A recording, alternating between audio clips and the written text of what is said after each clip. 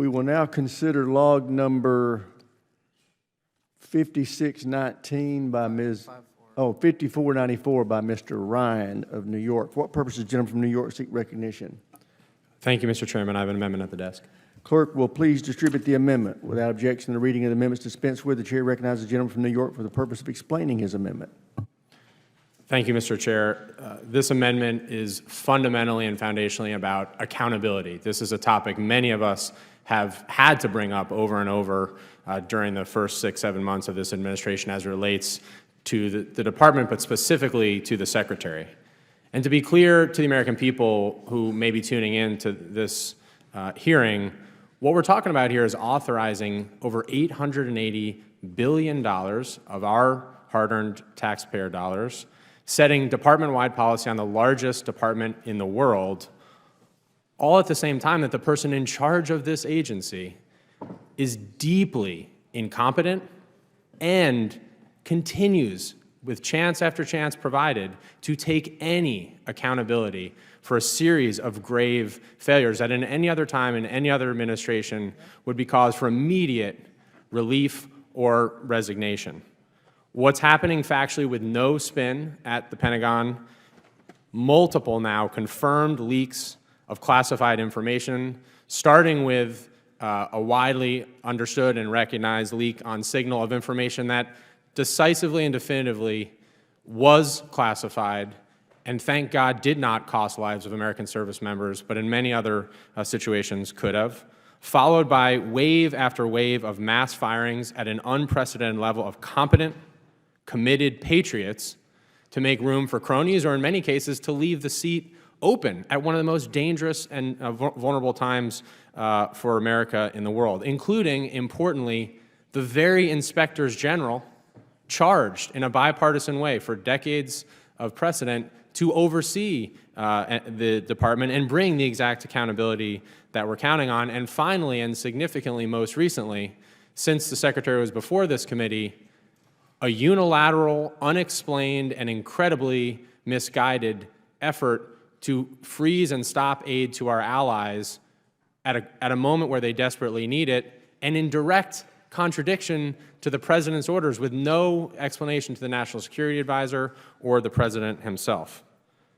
Clearly, and it gives me no pleasure to use this term, the dumpster fire at the Pentagon continues to grow, and Secretary Hegseth continues to put more fuel on it, and by not taking action, we allow that to continue. And you don't have to take my word for it. I've shared these quotes before with the committee, but they haven't driven any response from my colleagues, so I'll share them again.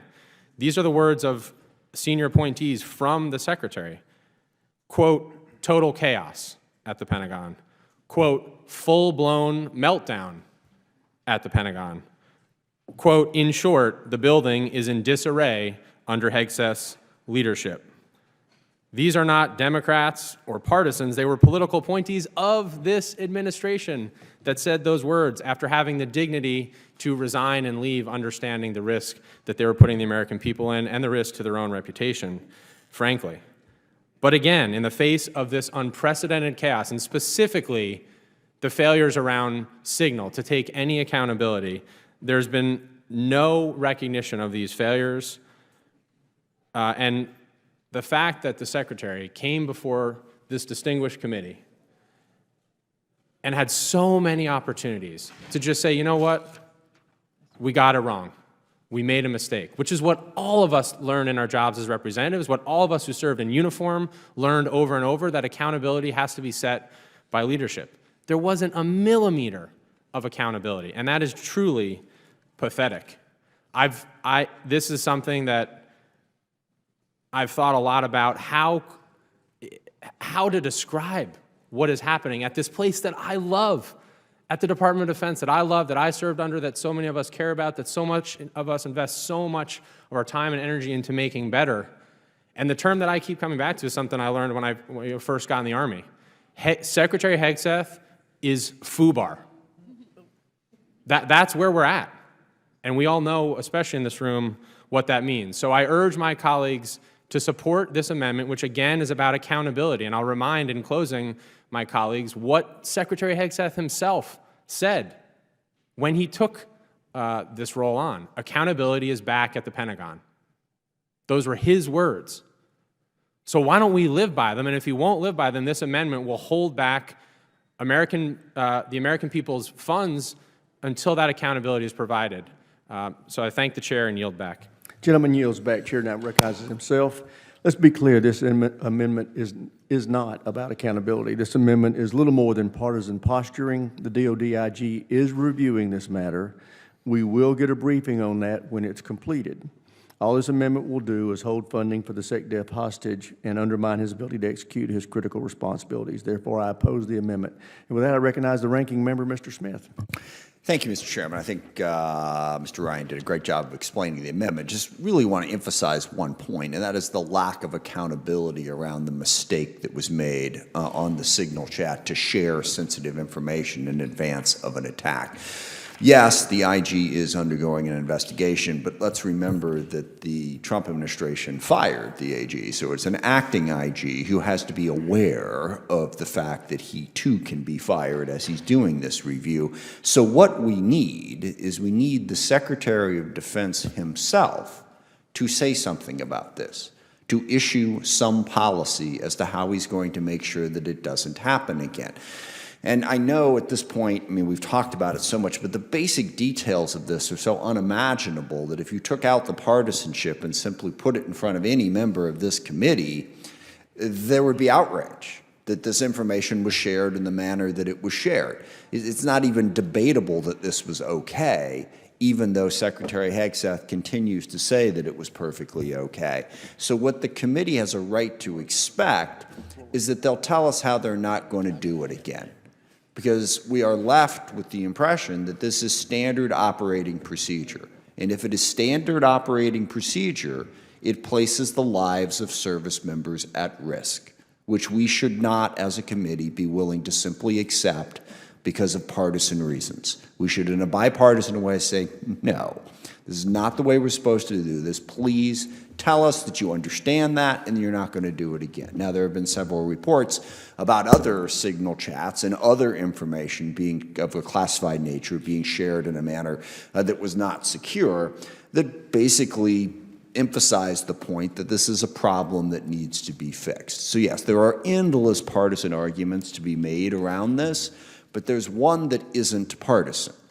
This shouldn't be happening at the Department of Defense. And we should all say, even if you don't want to ask for him to resign, if you want to say, hey, mistakes happen, whatever, fix it. And let us know how you fixed it so that we can be confident that it's not going to happen again.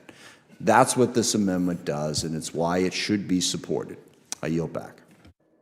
Gentleman yields back. Chair now recognizes Mr. Vindman. Thank you, Mr. Chair. Mr. Chair, I'd just like to make one point pretty clear on this, is that the DOD-IG review of this conduct cannot encompass all of the conduct that took place in Signalgate, because DOD-IG has no purview, has no jurisdiction over that. So as we know, the National Security Advisor created that chat. All of that information material external to DOD cannot be reviewed by DOD-IG. So by its very nature, that investigation is going to be incomplete. So I still believe Secretary Hegseth must resign. He is the least qualified, most experienced, least competent SecDef in our history, and it shows. He came to the House Armed Services Committee hearing woefully unprepared and did not have answers to my simple questions. Further, one of my constituents came up to me at a district event. She was irate at Secretary Hegseth's actions during Signalgate, and for good reason. Her son was one of the fighter pilots in the air over Yemen. Secretary Hegseth undoubtedly put her son's life in danger and certainly the mission at risk. I asked if he wanted to apologize to this mom, this service member mom, and the secretary told me point blank, not once but 3 times, I do not apologize. These events surrounding Signalgate weren't just a lapse in judgment. This is a potentially catastrophic failure. Secretary Hegseth released where and when our forces would be attacking the enemy 2 hours before they did so. It's simple and it's sad. His actions endangered our troops. There's a need to have a full-scale investigation into Signalgate. As I described, this could not happen with DOD-IG. It must happen in the only place possible, which is in Congress. I represent 72,000 vets and tens of thousands of active duty personnel in the 7th District of Virginia. They expect me to stand up for them, and that's exactly what I'm going to do. We need accountability. With classified leaks and breaches making headlines and foreign adversaries exploiting every digital weakness they can find, we cannot afford an outdated approach to safeguarding our nation's secrets. This amendment simply says that we need to get serious about securing our classified information. It withholds 75% of OSD's operations maintenance funding until the Secretary of Defense completes a full review of how classified information is handled across guidance, policy, law, and day-to-day practice. And it requires the Secretary to certify to this committee that DoD has a real enforceable mechanism in place to stop officials from sending classified information over unapproved apps or devices. This is basic stuff. A private that hasn't even made it through basic training would know this OPSEC requirement. But it's never more urgent than today. I urge my colleagues to support this amendment, and I yield back. Gentleman yields back. Chair now recognizes the gentleman from Nebraska, Mr. Bacon. Thank you, Mr. Chairman. I agree with some of the sentiments being shared here today. I think we should be clear what the Secretary did was wrong, and he should have owned up to it. I think it was a failure. But withholding money to the Pentagon, to the OSD, at a time we have a war in Ukraine, we got to create better deterrence for Taiwan. We still have tremendous hotspots in the Middle East with Iran, and this isn't the time to cut funding to the Pentagon, is my point. I think there's other ways that we can make the sense of this committee known without hobbling the Pentagon's ability to operate when it's needed right now to do so. So if there's other ways to share our concerns about what the Secretary of Defense did, I'm in. But I think this is not the appropriate way to do so. I yield. Gentleman yields back. Chair now recognizes the gentleman from Colorado, Mr. Crow. Thank you, Chairman. I support Mr. Ryan's amendment for the simple reason, as he so eloquently stated, that military leadership is about leadership by example. You know, we learn from the first day of boot camp that it matters far less what you say and far more what you do, and it's that example that spreads throughout the ranks, that instills a sense of accountability and professionalism. And it's just so wrong to me that at the very top within the Department of Defense, the Secretary himself is unwilling to take accountability for a massive security breach. A security breach that if a private, if a sergeant, if a major, or if a general had done, would have ultimately and immediately resulted in the discharge from a position, other adverse action, and yet at the top there is no accountability. And to my colleagues' concern about other options, because some of my colleagues have rightfully agreed with us that this was unacceptable and needs to be fixed and have proposed other options, we have tried other options. And the ability to fence off funding is a tool of last resort for this committee. When they're not responding, when they're not coming forth for accountability, when we're not getting traction in other ways, as is the case here, the fencing of funds is the tool that this committee has and has used repeatedly in the past to get that traction and to get action. And there are bipartisan examples of this committee, and the people that I work with, my Republican colleagues, are joining with us under the last administration to push for fixes. May I remind my colleagues that when there was an issue, when the prior Secretary of Defense was hospitalized and there was a succession of command issue and things weren't done the way they were supposed to be done, that in a bipartisan way we stood up and said, that was unacceptable and it should be fixed. And we pushed back, and the administration and the department actually fixed it. It resulted in changes of policy. It resulted in things being done differently now when there's a hospitalization of a cabinet official, and there's now notification, there are now checks in place. That is the way this should work. If there are mistakes or problems, we should come together and say, it's not okay, and it needs to be fixed. In this case, there has been no accountability. There have been no fixes. So I just strongly urge my colleagues to join with us. And again, I would do this regardless of who's sitting in the White House, regardless of who's sitting in the chair at DOD, and I in fact have. join with us to do the right thing to make sure that accountability exists at the top so that all of our service members can see that we are serious about our work. I yield back. Gentleman yields back, Chair, and I recognize the gentleman from Georgia, Dr. McCormick. Thank you, Mr. Chair. I think it's somewhat laughable to talk about accountability after the last administration when we saw what happened in things overseas, things that are very applicable to my career in Afghanistan. Watching the withdrawal, watching the lack of accountability, watching what a $2 trillion and 20-year investment happened, and now talk about accountability. Let's talk about accountability. We just had a major operation in Iran. Did anybody hear anything about what was going to happen in Iran before that? Of course not. Results matter. They talk about the disqualifications of Mr. Hegseth as secretary. Results matter. Recruiting's up. The military's better off. We're actually mission-focused instead of focused on what type of person is recruited. We're only looking for warriors. Results matter. When we have this ridiculous debate over accountability while an IG is investigating and hasn't come up with the results, and we're talking about cutting funds before we even know what the results of the investigation is, this is not about accountability. This is about politicization.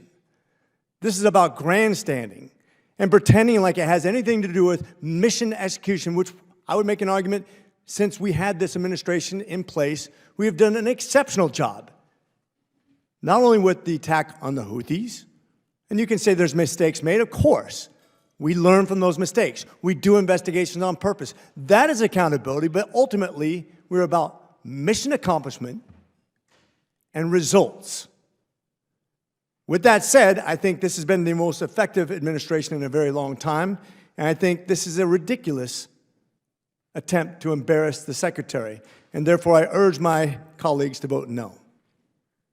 Gentleman yields back. Chair now recognizes the gentlelady from New Jersey, Ms. Sherrill.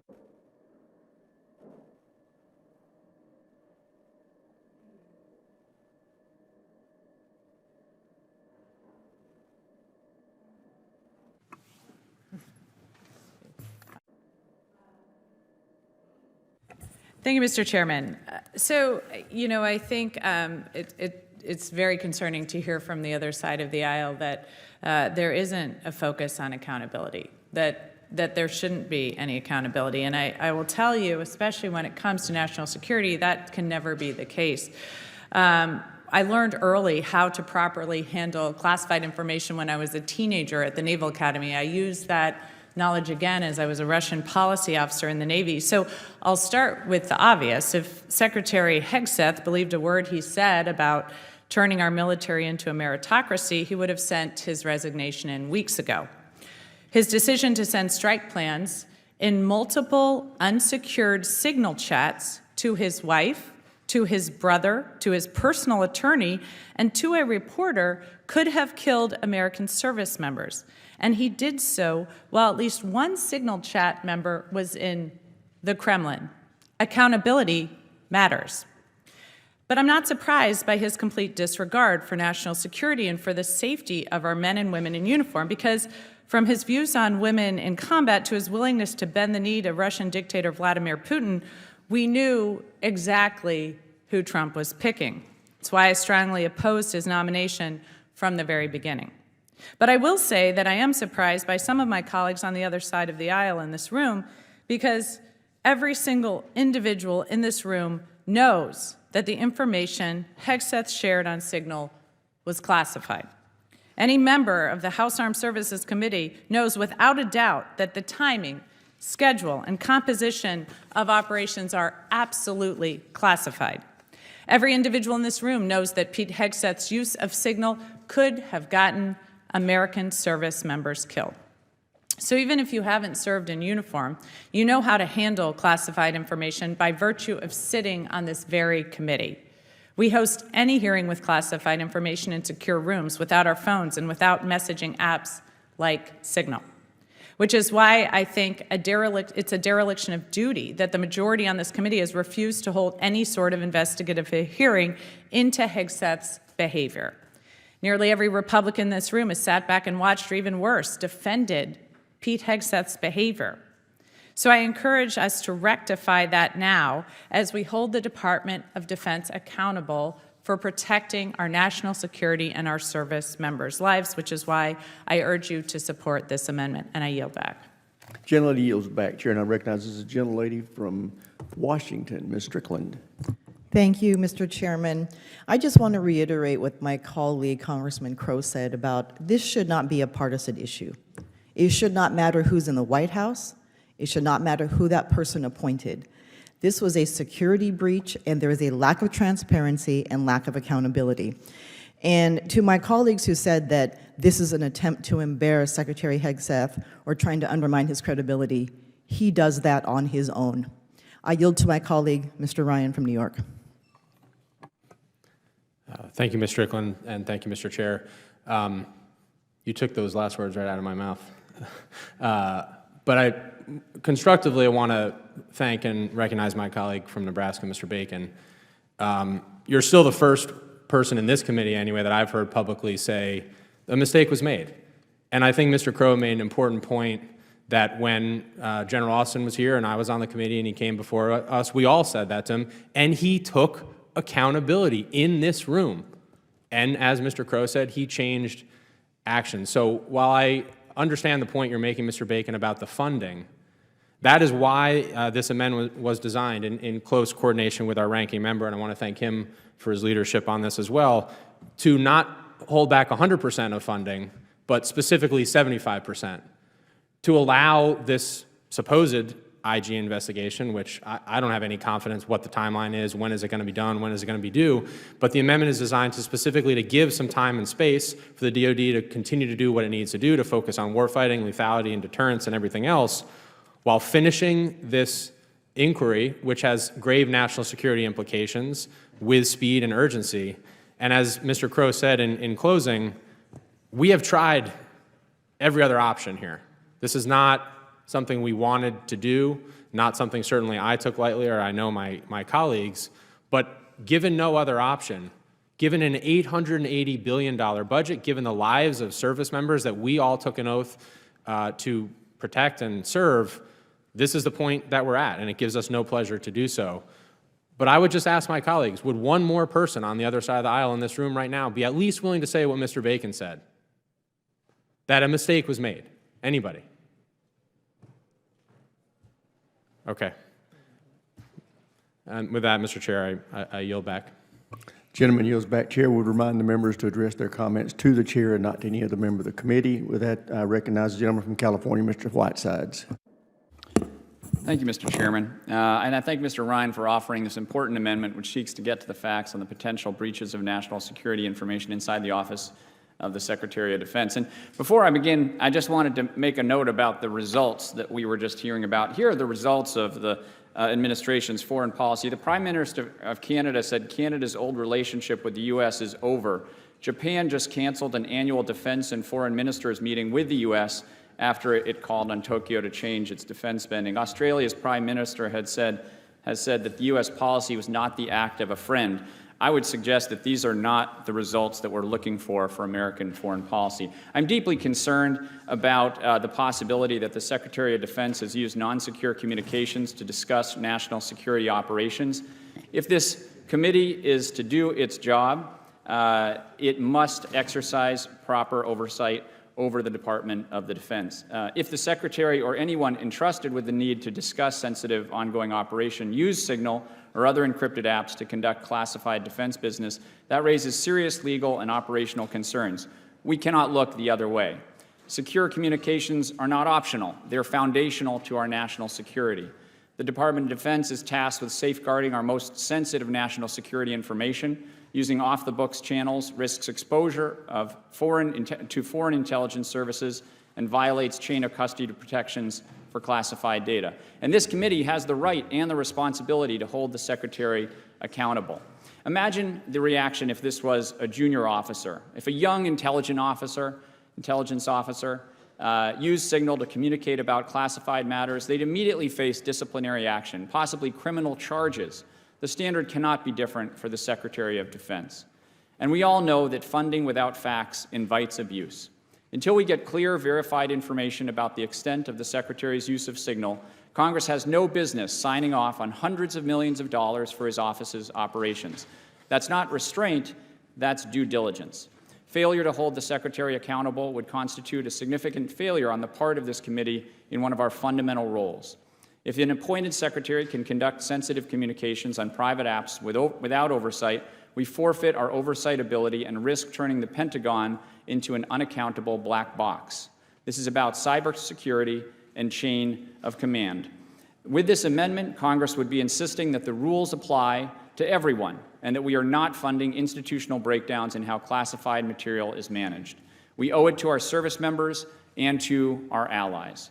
The U.S. leads by example. If the top of the Pentagon is seen flouting basic security norms, it erodes trust, from the rank and file to NATO partners. That's unacceptable. Until we get answers, this committee has to lay a marker down. We are asking for one thing, the truth. No spin, no delay, and that's not obstruction, it's responsible governance. I yield back, Mr. Chairman. Gentleman yields back. Any other members seek recognition of Mr. Ryan's amendment? Seeing none, there's no further debate. Question occurs on the amendment offered by Mr. Ryan. So many in favor will say aye. Aye. Those opposed, no. No. The noes have it, and the amendment's not agreed to.